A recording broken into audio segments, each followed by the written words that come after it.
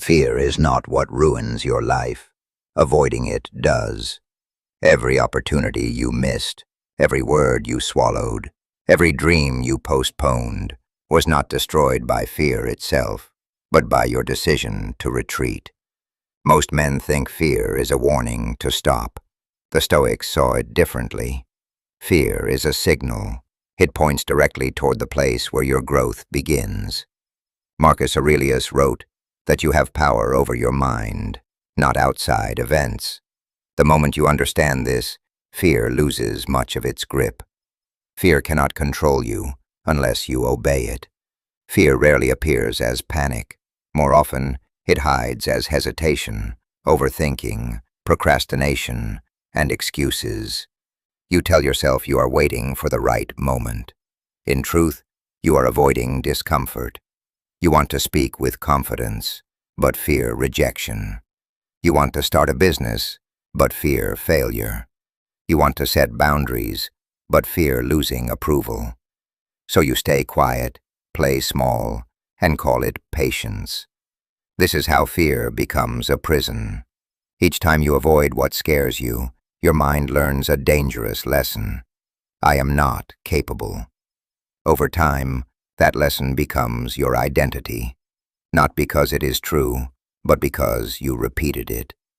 Epictetus taught that men are disturbed, not by events, but by the meaning they attach to them. Rejection is not destruction. Failure is not humiliation. Judgment is not fatal.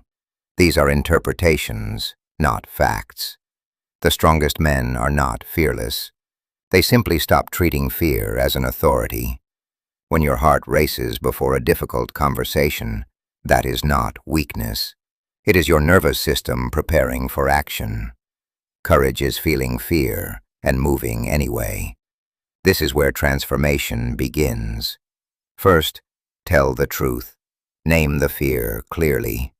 Are you afraid of failure, embarrassment, or being ignored? Second, reduce the threat. Ask yourself, what is the worst realistic outcome? Most fears shrink when examined honestly. Third, act before you feel ready. Confidence is earned through action, not waiting. Fourth, repeat the exposure.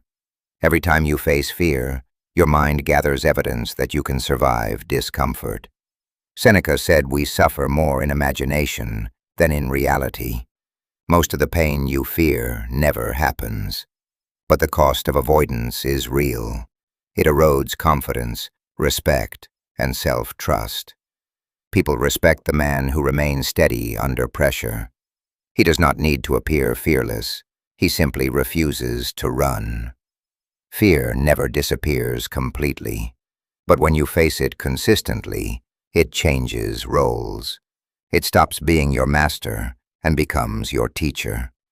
On the other side of fear is the version of you that speaks clearly, acts decisively, and remains calm when others panic. Face what scares you, again and again. That is how you become mentally unbreakable.